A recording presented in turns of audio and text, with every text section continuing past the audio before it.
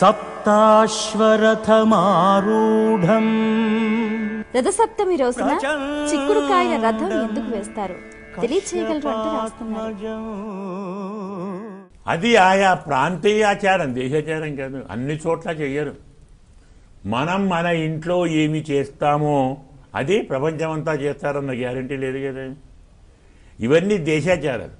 కొన్ని చోట్ల నువ్వుల లడ్డు కదా, కొన్ని చోట్ల పాయసాలు, మరికొన్ని చోట్ల మనకు ప్రత్యేకించి లడ్డూలు చేస్తారు.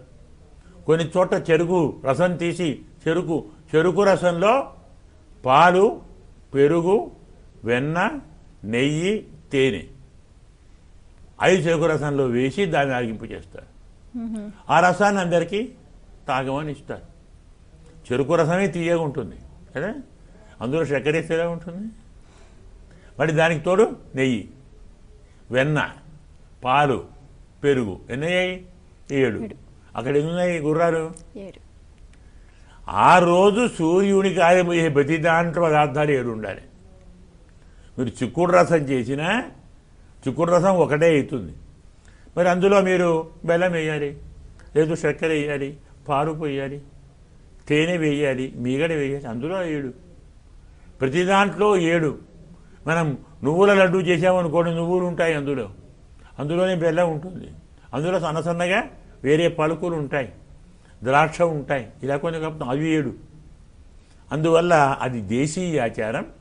వారి వారి పెద్దలు ఆ ప్రాంతాల్లో వాటిని చేసుకున్నారు. అయితే చిక్కుడుకాయకున్న విశేషం మనం మొదలు చెప్పుకున్నాం ఒకసారి. కొన్నిటిని పై వాటిని పారేసి లోపలి వాటిని తింటాం, కొన్నిటిని లోపలి వాటిని పారేసి పై వాటిని తింటాం. చిక్కుడుకాయను పైన లోపల రెండు తింటాం. లోపల గింజలు తీసుకుంటాం, పైన తీసుకుంటాం.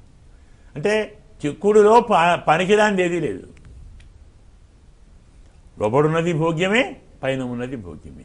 చిక్కుడుకాయలాగా మన శరీరం కూడా పరమాత్మకు భోగ్యం కావాలి, మన ఆత్మ కూడా పరమాత్మకు భోగ్యం కావాలి.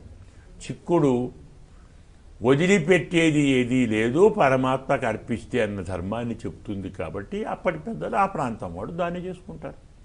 అందువల్ల ఏదైనా సరే మనకు నచ్చినది, శాస్త్రం చెప్పినది, మీ దేశాచారం ఉన్నదాన్ని ఆరగింపు చేయండి, అందరికీ పంచండి, మీరు తినండి. కొంతమంది రథం ముగ్గులు కూడా వేస్తూ ఉంటారు. అందరికీ వేస్తారు, ఎప్పుడైనా వేస్తారు. ఆయన సూర్య భగవాన్ని బొమ్మ అంటాం. ఇప్పటిదాకా 4 రోజులు వచ్చావయ్యా, రోజో వాహనం వేస్తాం ముగ్గుల్లో. ఆనాడు రథం వేస్తాం అంటే రథం ఎక్కి నేనే బయలుదేరి వెళ్ళు, 4 రోజులు మా ఇంట్లో ఉన్నావు, దాన్ని మనం సంక్రాంతి నెల అంటాం కదా, అప్పుడు ఆయన వెళ్ళిపోతాడు.